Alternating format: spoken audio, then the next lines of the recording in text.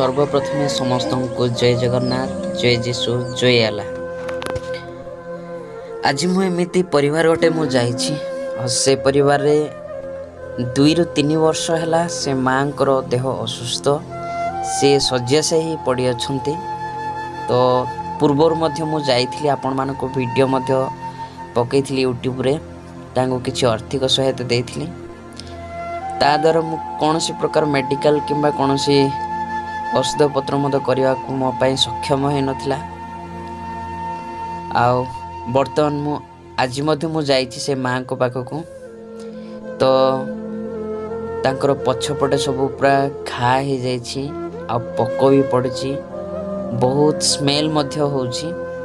तो ये भी मु जाइकी पानी गाधे देली गाधे देउची पोछा पोछी करिकी साबुन पानी रे डेटल पानी रे पूरा धोई देउची।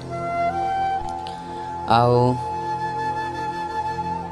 बहुत दुख लगुच बट कौन करें मो पाखे से प्रकार सक्षम ना। तो एथिपाई मु समस्त मीडिया भाई भौणी मानक जो मैंने भी आम वीडियो देखुं से मोर रिक्वेस्ट जो मैंने साहाय्य करने चाहूँगी आम सहित कांटेक्ट करंतु। एठारे जो नंबर दिया से नंबर मध्य कांटेक्ट करंतु आपण माने साहाय्य करि परिबे। आउ देखिए बहुत दुखर कथा तांको परिवार मध्य मेडिकल नेबा पई सक्षम नाही तांको पाखरे अर्थर मध्य अभाव पड़िछि। देखिली बुझिली पचारिली किंतु तांको पाखरे कौनसी प्रकार रास्ता देखा जाऊ नहीं। मु जेतेबेले से माँ को पानी पिउछि पानी मध्य माने भीतर को जाऊ नहीं बहुत कष्ट से पानी भीतर को जाउछि। तो मते तो दुख लगुच तथापि मु कौन करी हे तो यहाँ मो शेष समय मु पानी पिउछि। मु जानी के जानी मु नेक्स्ट टाइम जेतेबेले आसीबी मो से बंची थिबो कि नथिबो।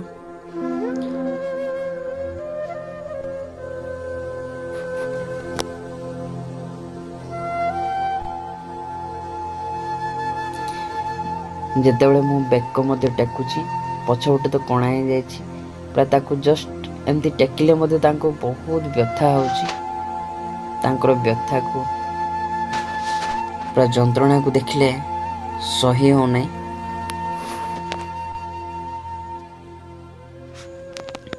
तांकर जेतिकी ड्रेस पटा सब गुड़ा को एकाठी करके मु धोईदेली मो भौणी धोईदेला एवं मो भौणी आओ मु गोटे शाड़ी नहीं कि से माँ को मु दे माने पिंधे देलु पिंधे तो हबनी येट भी मु तांको देहरे मु लुगा पकई देली। मु तो किछि दे पारिबिनी एट मध्य भगवान मते जहा देइछन्ति ता मु हेल्प करूछि।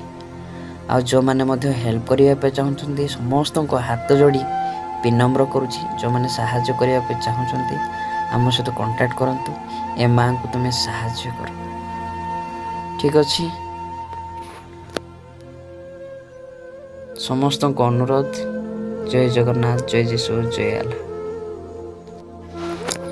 माँ को जिते बड़े देखुची मो आखिर लुह धार धार ही बही जाउची। कौन बा मो पाखे कौन सी प्रकार धैर्य रहुनी कौन बा करी देखिले सही होनी। तो से टेकिकी से घर को नहीं गलु से घर भीतर को रखा कथा किंतु बाहर टिके स्मेल जाओ बोली बाहर रखाई। तो तापर ताको घर भीतर को निया घर भीतर रखा से 24 घंटा दिन राति से शोक रखुची। भगवान गोटे प्रार्थना करंतु